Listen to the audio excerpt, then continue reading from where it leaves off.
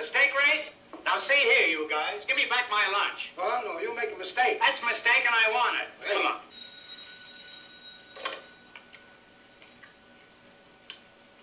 Who's he talking to? Salt Lake City. Hi, it's Rob, and I've been on a quest to review all 13 films of the classic comedy team, the Marx Brothers, Groucho, Chico, Harpo, and sometimes Zeppo.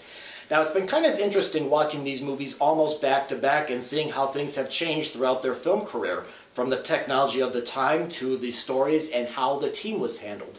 Their 12th film was A Night in Casablanca, and this was no exception. It was released in 1946 by United Artists, and it was meant to be a comeback film after their self-imposed retirement in 1941. Now, if you were to ask me which Marx Brothers film would I pick to be their most underrated, for me, no question about it, it would be Night at Casablanca, this one. Now, Groucho plays Ronald Cornblow, who has been hired to manage the Hotel Casablanca after the last 3 managers have been inexplicably murdered. It turns out there is a small gang of Nazis at the hotel who are trying to recapture stolen jewels and paintings that are hidden in the hotel. Their leader is trying to regain this treasure by hoping that he gets offered the job of manager. When he's not, they bump off the other guy and hope and try again.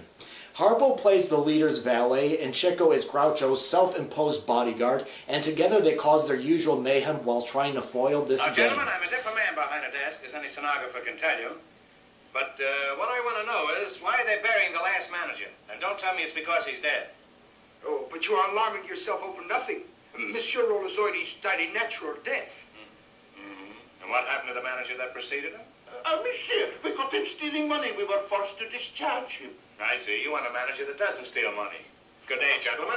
Please, Monsieur Cornblow, do not take offense. You are making a mountain out of a molehill. Well, that's quite a trick. You try that sometime. If this story sounds rather dramatic for comedy, I would definitely agree with you. By the time World War II ended, audiences' tastes in movies had changed. When the brothers first started making their films, the Great Depression was just starting, and the brothers often ridiculed the wealthy and what they endeared.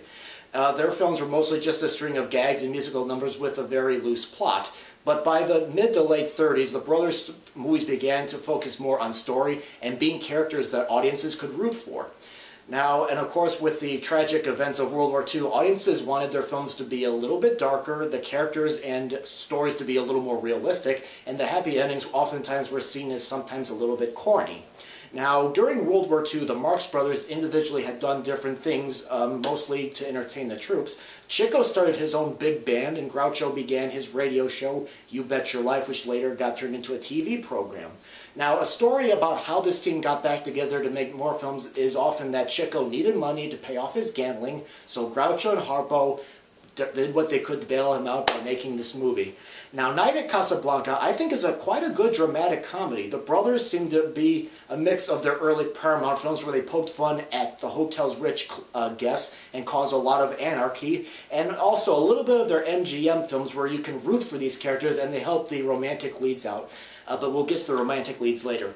The director of this movie was Archie Mayo, who had a background in comedies like Charlie's Aunt with Jack Benny, and he also directed a string of dramatic pictures like The Petrified Forest with Humphrey Bogart and Bette Davis. Mayo smoothly balances dramatic moments with the comedic ones. For every dramatic scene, there features shadowy film noir lighting, shots, and vivid music. There's a lot of memorable comedic routines, sometimes in the very same scene. Pick up your sword.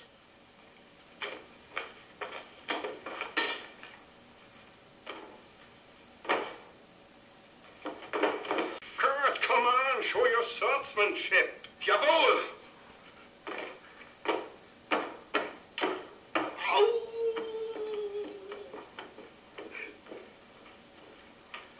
I would like to see a little blood. I think the brothers are in full form here. Chico and Harpo are paired up a lot, and they are great. Chico is a smart con artist that you saw in the Paramount films, but he does have a few soft moments when needed, and Harpo gets a lot of surreal moments in the film.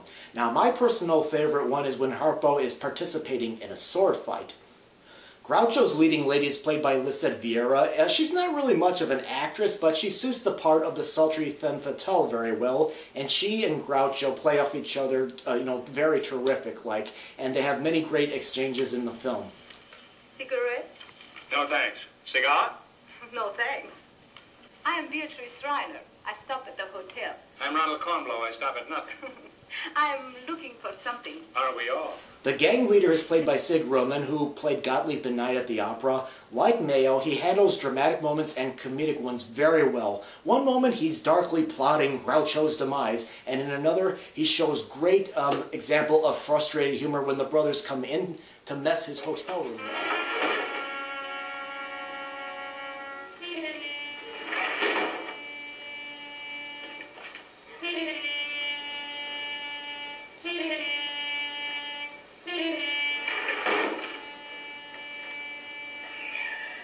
We can't keep this up much longer. Take it easy. This isn't the first time I've hit. The romantic couple in this film is not really the worst. I would definitely say they're not as bad as some of the later MGM ones. But again, they really don't have much of a presence. The male is an Air Force pilot who's trying to find the Nazis, and his girlfriend is trying to help him. But again, she's not really that memorable. Mr. Cornblow, I'd like you to meet my fiancé, Lieutenant Delvar. Oh, fiancé. Excuse my ashes. Fiancé, eh? Why don't you two lovebirds get married? Oh, marriage is impossible. Only after you're married. He means it's impossible for us. It's a long story, Mr. Cornwell. Well, I'm all ears.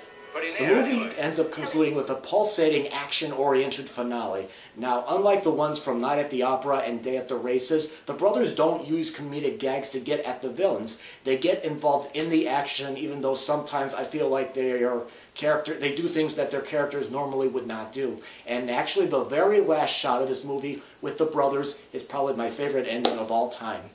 Now, Night at Casablanca was the Marx Brothers' last important film, and it was the last time that Groucho sported his grease paint mustache in a Marx Brothers film. Casablanca is a brisk film that balances dramatic, tension-filled moments with plenty of comedic ones that show the brothers were still in top form. Groucho could still perform insulting one-liners, Harpo could still pull off visual gags, and Chico could still play that piano. Alright, so that takes care of Night at Casablanca, and hopefully soon I'll be able to watch what ended up being the team's last film together, Love Happy.